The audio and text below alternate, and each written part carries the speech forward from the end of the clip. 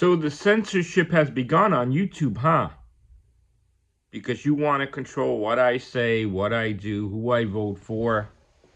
Yeah, no, it's not going to work like that, YouTube. You see, even though I've been on YouTube with over 14,000 videos, nobody silences my voice. Nobody shadow bans me. Nobody puts me in the corner in a category, okay? Freedom of speech. All right, forget what that is? Yeah.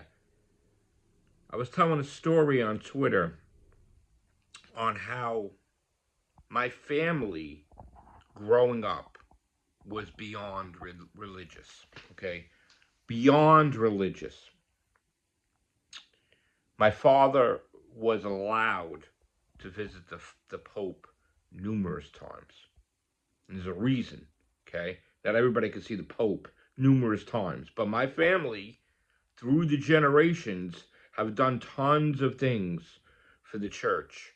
You know, it's even said that we were knights of the crusade and we defended the church and all these different things. And my family is very, very loyal to the church and worship God and all this stuff. So we went to church every Sunday. I went to religious instructions. They even wanted me, the church, to be a priest.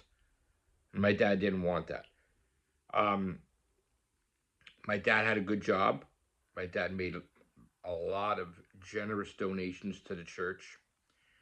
But the story gets interesting because as the years went on, there was priests that was trying to be all new age and stuff. And at the end of Mass, they gave their 2 cents into the Mass. And they started being like, oh, if you vote Republican, you don't believe in God. You're going to hell. And this was serious. This wasn't even a joke. They started to say things like this in the church. My father didn't like that. I didn't like that. But the kicker was when my dad was laid off from work and, it was hard for him to get a job. And my dad couldn't make the huge money donations to the church.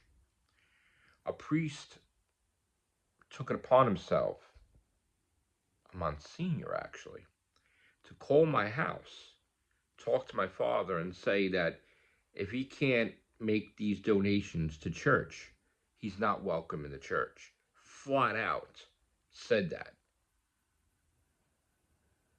My father, and I guess he didn't know how close my family was to the church, my father flipped out. We're Italian. My father just told the priest off so many words, cursing and everything. My father contacted his contacts in the Vatican and contacted whoever. That priest, that Monsignor, got in serious, serious trouble where was begging my father's forgiveness, and my father said, "Nope, we're done." And then, we didn't understand because everything was like we have to go to church every Sunday, we have to go to religious instructions, we have to do this. And my father laid down the law and told us, you know what? You believing in God has nothing to do with how much money you give a priest or a church.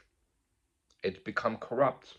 And, it's kind of weird how priests will get a new car every year and we're driving around a piece of crap car, right? It became a money making thing. It became something other than godly, regardless of them trying to say it's godly. And he says, it will never be taken away from you how much you believe in God, how much you love God, how much you worship God. You just pray every night like you do. You don't have to go to church. You don't have to do that. It's something that we've done, but now we learned that it's not the same anymore. And for anybody who not know my family legacy, to just make it like, first of all, what priest or Monsignor does that? But he did, and we all know what happened to that person, which I'm not going to say who, but